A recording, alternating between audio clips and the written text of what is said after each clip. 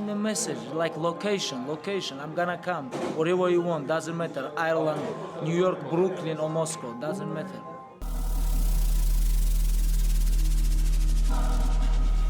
Conor McGregor!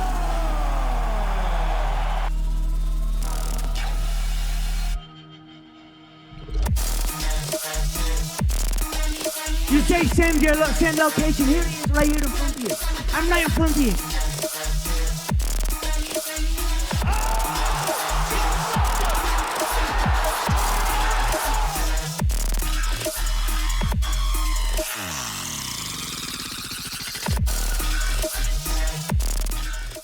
I'm finally back from a couple weeks off from predictions. I apologize for that, but it's good to see you guys again. And what an event we have this weekend. Many people are considering it the biggest fight in the history of the UFC, and that is 100% because we're finally getting the return of Conor McGregor, fan favorite, polarizing figure, as he looks to take Khabib's lightweight belt. It's kind of a weird situation because Conor never actually lost either belt. He just got stripped, so many people are still considering him the true lightweight champ, but we'll get into that later. I think it's a pretty good card. There's a lot of fights that I think are going to end in a finish, which is what the casuals want, and to be honest, that's the majority of people that are going to be watching this card in the first place. So I think it's a really good card. I'm excited for it. So before I get into these predictions, I just want to talk a little bit about betting on these fights. I'm sure many of you usually gamble, and because this is such a big card, I expect people to be coming out of the woodworks just to say they bet on this fight. So I feel like helping you guys out. I found this guy who's a professional gambler on MMA and boxing. You can find him on YouTube and Twitter at Rob Brown Betting. He's legit. I mean, he's tracked by a third party, so you don't have to worry about him being one of these fake guys. He wins every year and is currently on a 15-bet winning streak. He has over a 90% win rate in his most confident bets this year. So, I mean, if you guys are interested in making money and long-term profit betting on fights, Rob's your guy and my number one recommendation. So if you go to robbrownbetting.com and use code SUPERBOY at checkout, you can get 20% off any package. Come on, guys, 20% off. So that's a really good deal, and I hope you guys take me up on that. And without any further ado, let's get right into these predictions. So UFC 229 opens up with a women's strawweight fight, Michelle Waterson versus Felice Herrig. To be honest with you, it's a little bit weak of an opener, but I don't really have any complaints because I love the rest of the card. So anyway, Michelle Waterson versus Felice Herrig. These guys are actually pretty evenly matched. Michelle's 15-6, Felice is 14-7, and I mean they've got similar skills. Their strong point is their striking. Their grappling is a little bit lacking, although I would say Felice has better grappling than Michelle Waterson, or at least I think Felice is going to be able to keep the fight on the feet. Michelle's last performance against Courtney Casey, I actually had her losing that fight, and Felice's last fight against Karolina Kowalkiewicz, a lot of people thought she won. Even though Felice lost her, I almost said Khabib, even though Felice lost her last fight, I still think she's on the upswing, and I think Michelle's been on the downswing ever since Rose destroyed her. So in this fight, I think it's going to come down to who lands the most strikes. You know, I know that sounds really basic, but in female strawweight fights, it usually just comes down to who does the most. I mean, they might not even damage each other, but whoever's the aggressor and who does the most damage or lands the most punches wins the fight. So even though Felice is slightly lower ranked than Michelle, I think she is a better, more complete fighter, definitely stronger. So I have Felice winning this fight by decision. It's probably going to be a split decision. It's probably going to be close, but I don't really see Michelle knocking out Felice or submitting her, or even taking her down. So in this fight, I have Felice Herrig winning by decision. Hopefully it's not boring, but it could be. So Felice by decision. Next up, we have Derrick the Black Beast Lewis versus Alexander Volkov. Besides Conor and Khabib, this is the fight on the main card that I'm the most excited about. I think Alexander Volkov is probably one of the most slept-on dudes in the heavyweight division, if not the entire UFC roster. I mean, it seems like he gets no recognition, yet he has the best credentials, and he hasn't lost in the UFC yet. He just got through knocking out Fabricio Verdum, who, let me remind you, was on steroids. Just an amazing fight. Derrick Lewis, on the other hand, as everyone knows, he's a really hard hitter. I mean, he's got the #1 punching power ranking on that Fox Sports UFC punching machine. The dude hits hard. But his last fight against Francis Ngannou was no doubt the worst fight in UFC heavyweight history. I mean, it was terrible. They literally did nothing, but he managed to get the win, even though I wouldn't really consider that a win. The thing about Derrick is he's got a lot of power, but his gas tank is horrible, and as many of you know, he has really bad back problems. And even in the Francis fight where he did literally nothing, he said his back was killing him and he couldn't do anything. So I don't expect that to be any different here. I would give Derrick Lewis the advantage in the power here, but I think Alexander Volkov's striking is on another level, just with his technique, timing, precision. I mean, just like Conor, not trying to sound cliche here, but the dude knows how to strike. He had a really tough fight with Fabricio Verdum, ended up knocking him out. He fought Roy Nelson, who's also a very hard hitter, and outstruck him. I think this fight will be similar. I think Derrick could probably put Alexander in some danger, but I really don't expect Derrick to be able to knock out Alex, even though I think that's the only way Derrick would win. I see this fight being a somewhat one-sided beating from Alexander, and I think it's going to wake a lot of people up to how good this guy really is. I mean, he could be the champ. He's a little bit lacking in the wrestling, so I don't see Alex beating anybody like DC, but in this fight with Derrick Lewis, who basically has a broken back and is just an overhand right, I do see Alexander Volkov getting the finish, actually. I think he could knock out Derrick Lewis. The guy's been knocked out many times before, so I've got Alexander Volkov by KO or TKO. Next up, we have Ovince St. Preaux versus Dominick Reyes. Dominick is a rising contender, but I do have the feeling that most people are going to pick Ovince St. Preaux here, mostly because of his last performance against Tyson Pedro. Tyson was also a rising prospect, and although Ovince got hurt in that fight, he was able to come back and get the submission. But in this fight, though, I don't see the same thing happening. Ovince's chin isn't really that good. Like in the Ilir Latifi fight, he got blasted and hurt, and in the Tyson Pedro fight, he got blasted and hurt.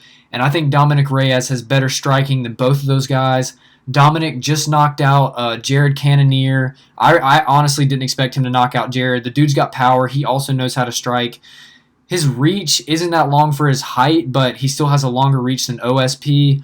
The only way I see Ovince winning here is if he could somehow get the fight to the ground in the later rounds and pull off a submission, but I don't think that's going to happen here. I think Dominick is probably going to starch him in the first or second round, maybe even with a head kick. I mean, Dominick is just on another level in terms of striking than Ovince St. Preaux. And Ovince is a really, really inconsistent guy. He always alternates between wins and losses, and I don't see him winning here. I see Dominick getting the KO and shooting up in the rankings where he belongs.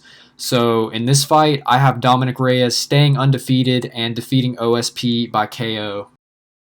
For the co-main event, we have Tony Ferguson returning after his knee surgery. I think it's a little bit too soon, but he's fighting Anthony Pettis, who was on a long losing streak and then came back and got a big win against Michael Chiesa.